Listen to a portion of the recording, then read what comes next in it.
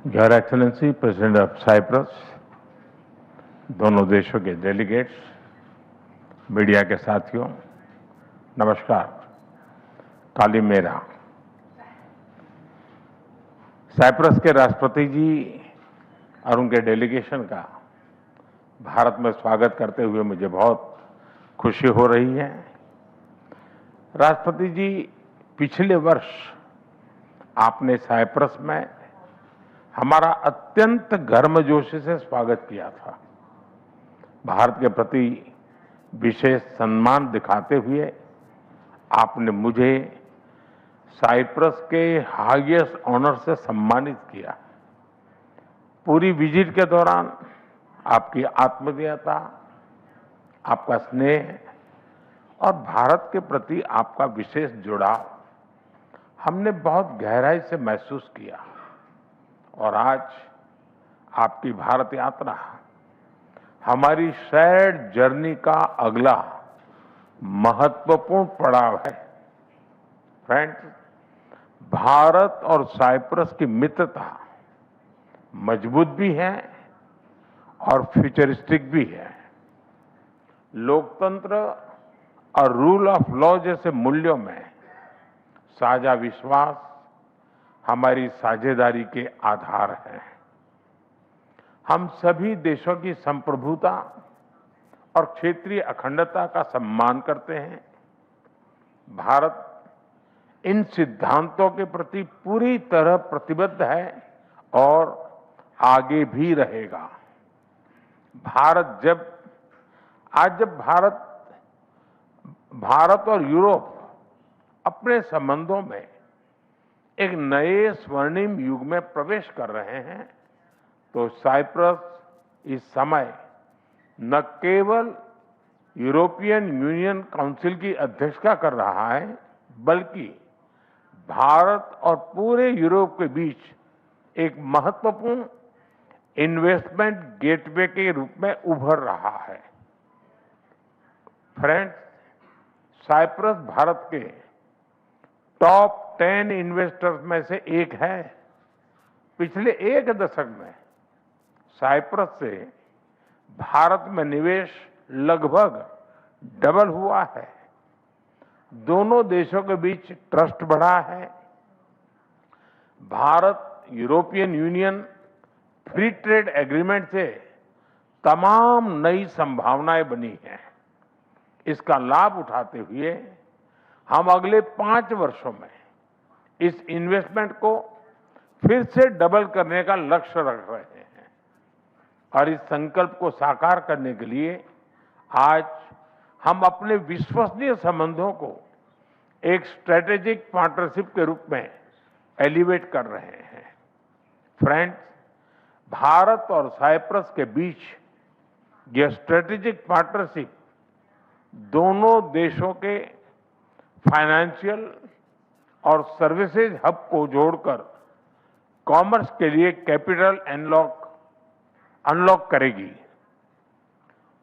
यह साइप्रस के infrastructure, energy और एग्रीकल्चर सेक्टर में भारतीय कंपनीज के लिए नए अवसर प्रदान करेगी और भारत के तेजी से बढ़ते शिपिंग और मैरीटाइम क्षेत्रों में नया निवेश लेकर आएगी।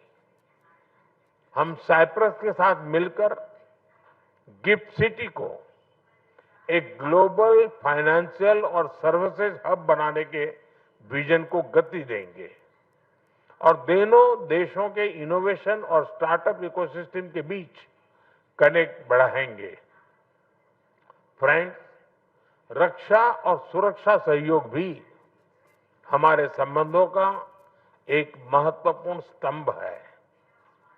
हमें बहुत खुशी है कि पिछले कुछ वर्षों में दोनों देशों के बीच मिलिट्री एक्सचेंज और ट्रेनिंग सहयोग बढ़े हैं। आज हमने साइबर सिक्योरिटी, मैरीटाइम सिक्योरिटी और काउंटर टेररिज्म सहयोग को भी और मजबूत करने का निर्णय लिया है। इतना ही नहीं, हम इंडो पैसिफिक ओशन इनिशिएटिव और India middle east Europe economic corridor जैसे महत्वपूर्ण पहलों से कनेक्टिविटी सुनिश्चित करने के लिए भी साथ मिलकर काम करेंगे। फ्रेंड्स, साइप्रस में रह रहे भारतीय प्रोफेशनल्स और स्टूडेंट्स हमारे लोगों के बीच संबंधों को और सशक्त बना रहे हैं। इन टाइज को और सुदृढ़ करने के लिए हमने जल्द ही एक व्यापक माइग्रेशन एंड मोबिलिटी पार्टनरशिप और साथ साथ सोशल सिक्योरिटी एग्रीमेंट पर भी सहमति बनाई है। आज हम कल्चर और उच्च शिक्षा पर भी एग्रीमेंट्स कर रहे हैं, जिससे दोनों देशों के बीच कल्चरल एक्सचेंज और रिसर्च सहयोग प्रगाढ़ होंगे। फ्रेंड, आज हमने ग्लोबल इश्यूज पर भी चर्चा की। यूक्रेन हो या वेस्ट एशिया, हम संघर्ष की शीघ्र समाप्ति और शांति के प्रयासों का समर्थन करते रहेंगे। हम इस बात पर भी एकमत है कि बढ़ते हुए ग्लोबल चैलेंजेस के समाधान के लिए ग्लोबल इंस्टीट्यूशन का रिफॉर्म अर्जेंट और इम्पोर्टेंट हो है। योर एक्सेलेंसी, भारत और साइप्रस का नाता समय की कसौटी पर बार बार खरा उतरा है। आज भारत साइप्रस स्ट्रेटेजिक पार्टनरशिप के गठन से हम अपने संबंधों को नया एम्बिशन और नई स्पीड देने जा रहे हैं। आइए हम मिलकर अपने संबंधों को सहयोग से सह निर्माण तक और साझेदारी से साझा समृद्धि तक लेकर जाएं। भारत और साइप्रस साथ मिलकर एक सुरक्षित, समृद्ध और बेहतर भविष्य का निर्माण करेंगे। बहुत बहुत धन्यवाद। Thank you, sir. May I now request His Excellency Mr. Nikos Christodoulidis, President of the Republic of Cyprus, to give his remarks to the media. Your Excellency, Prime Minister Modi, I feel exceptionally honored and privileged to be in Delhi for this state visit, almost a year since your historic visit to Cyprus. And we stand together in marking another milestone in further strengthening the long-standing bonds between our two countries and in deepening and expanding our strategic cooperation.